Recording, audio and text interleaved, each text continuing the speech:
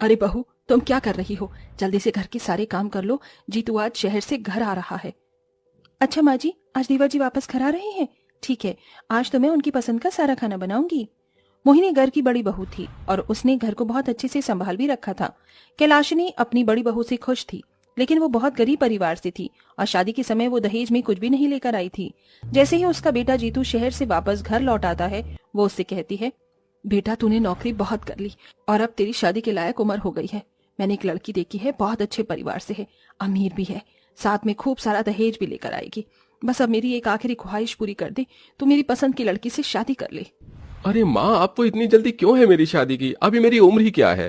अरे देवर जी, कर लीजिए, आपको पत्नी मिल जाएगी, इस घर को एक बहू और मुझे एक छोटी बहन की जैसी देवरानी मिल जाएगी। मेरी नहीं तो अपनी बड़ी भाभी की ही बात मान ले। तभी वहाँ आकाश भी आ जाता है। और छोटे, कैसा है तू? लगता है तेरी भाभी और माँ ने तुझे घेर लिया है। अरे घेरना तो था ही, अब ये जनाब 25 साल के हो गए हैं। आप भी पिताजी बेचारे के हालचाल तो ले लेते। मैं तो बिल्कुल ठीक हूँ भैया, देखो ना, आए हुए एक दिन भी नहीं हुआ और माँ ने शादी की बात छेड़ दी। वैसे माँ बिल्कुल सही कह रही है, अब तुम्हें शादी कर लेनी चाहिए। घर में हर किसी के मुंह से यही सुनने के बाद आखिरकार जीतू को शादी के लिए हाँ करनी ही पड़ती है, जिसके बाद कैलाशिनी एक अमीर परिवार से रिश्ता जोड़ लेती है। अब जीतू की शादी की तैयारियां शुरू हो जाती हैं। माँ जी, मुझे बनारसी साड़ी खरीदनी है, मैं देवर जी की शादी में वही पहनूंगी।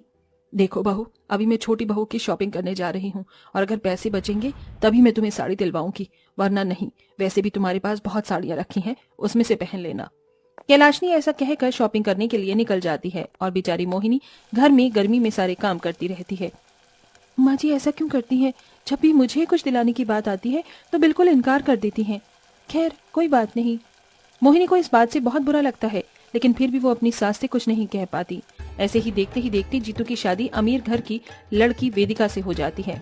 ओहो, कितनी गर्मी है यहाँ, मुझसे तो जरा भी गर्मी बर्दाश्त नहीं हो रही है। माँ जी, आप अपने घर में एक एसी नहीं लगवा सकती थी? अरे बहू, एसी तो लगवा लेती, लेकिन एसी लगवाने के लिए पैसे कहाँ से लाती? वैसे तुम्हारे दहेज में एसी आया तो है, अभी वही लगवा लूंगी। हाँ, मेरे दहेज में एसी आया है, उसे फौरन मेरे कमरे में लगवा दीजिए, बहुत ज्यादा गर्मी है। कैलाशनी को लगा था कि उसकी बहू के दहेज में आया हुआ एसी, फ्रिज, कूलर वो भी इस्तेमाल करेगी, लेकिन वेदिका पहले ही बहुत चालाक होती है। वो एसी, फ्रिज, कूलर सब कुछ अपने ही कमरे में रखवाती है। माँ जी, रात भर मुझे बहुत प्यास लगी थी और बार बार पानी लेने के लिए बाहर आना पड़ रहा था। आप एक काम करवा दीजिए, ये जो मेरा फ्रिज है इसे मेरे कमरे में ही लगवा दीजिए। अरे बहू, फ्रिज से तो सभी पानी पीते हैं, अगर मैंने फ्रिज तुम्हारे कमरे में रखवा दिया तो फिर सभी को परेशानी होगी। तो फिर मुझे इस बात से क्या मतलब है? ये फ्रिज मेरे दहेज में आया है तो मेरे कमरे में ही जाना चाहिए, है ना माँ जी? हाँ बहू, ठीक है, जैसा तुम कहो। इस तरह वेदिका अपने दहेज में लाया हुआ सारा का सारा सामान खुद ही इस्तेमाल करती है और किसी को भी सामान इस्तेमाल करने नहीं देती। एक दिन कैलाशनी के कमरे का पंखा खराब हो जाता है तो उसे बहुत गर्मी लगती है। बहुत गर्मी लग रही है, एक काम करती हूँ, छोटी बहू के कमरे में चली जाती हूँ, वहां पर एसी लगा है। कैलाशनी अपनी छोटी बहू के कमरे में आकर बेड पर लेट जाती है। तभी कुछ ही देर में वेदिका जब अपने कमरे में आती है तो वो अपने कमरे में अपनी सास को देखकर गुस्से के मारे आग बबूला हो जाती है। माँ जी, माँ जी उठ जाइए, आपकी हिम्मत कैसे हुई मेरे कमरे में आकर सोने की? क्या हुआ बहू, क्यों चिल्ला रही हो? गर्मी लग रही थी इसलिए यहाँ पर आकर सो गई, इसमें कौन सी बड़ी बात है? अरे आपको शर्म आनी चाहिए, अपनी ही बहू के कमरे में आकर सो रही हो। यहाँ पर मैं सोती हूँ, इसीलिए आप अपने कमरे में जाइए। बहू, मेरे कमरे में पंखा खराब हो गया है, बहुत गर्मी लग रही थी इसलिए मैं यहाँ आ गई। तुम थोड़ा सा एडजस्ट नहीं कर सकती मेरे लिए? अरे मैं क्यों करूँ तुम लोगों के लिए एडजस्ट? आज तक मैंने अपने मायके में एडजस्ट नहीं किया तो यहाँ कैसे कर लूंगी? आपको करना है तो करो, मुझसे नहीं होगा। फिलहाल मेरे कमरे से बाहर निकलो। वेदिका इस तरह जलील करके अपनी सास को कमरे से बाहर निकाल देती है। ये सब देखने के बाद कैलाशनी को अपनी गलती का एहसास होता है। मेरी छोटी बहू कितनी मतलबी और लालची है। अरे उसने एक बार भी हम लोगों के बारे में नहीं सोचा, उसे तो सिर्फ अपनी ही पड़ी है। कितनी गर्मी है, अब मैं क्या करूं?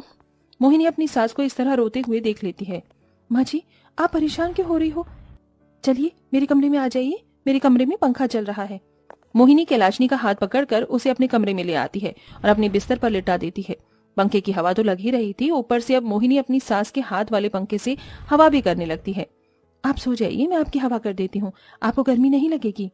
मोहिनी इस तरह अपनी सास की अच्छे से देखरेख करती है। इसी के चलते कैलाशनी को अपनी गलती का एहसास होता है और वो अगले दिन सुबह अपनी बहू से माफी मांगती है।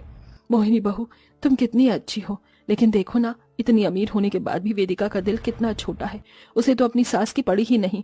मुझसे बहुत बड़ी गलती हो गई। मुझे तुम्हारे साथ इस तरह का बर्ताव नहीं करना चाहिए था। छोटी बहू के आते ही मैं तुम्हें भूल ही गई। बस मुझे अमीर बहू के लाए हुए दहेज में एसी और फ्रिज ही दिखाई दिए। कोई बात नहीं माँ जी, मुझे कोई परेशानी नहीं है। आप मेरी माँ जैसी हो।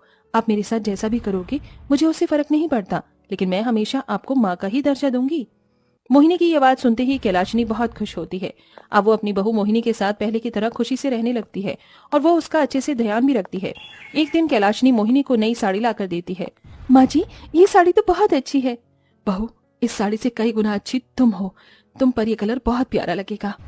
आप कहती हो तो बिल्कुल लगेगा। इस तरह कैलाशिनी और मोहिनी का प्यार देखकर वेदिका को एक कमी सी महसूस होने लगती है। मुझे नहीं पता क्यों ये कमी सी महसूस हो रही है।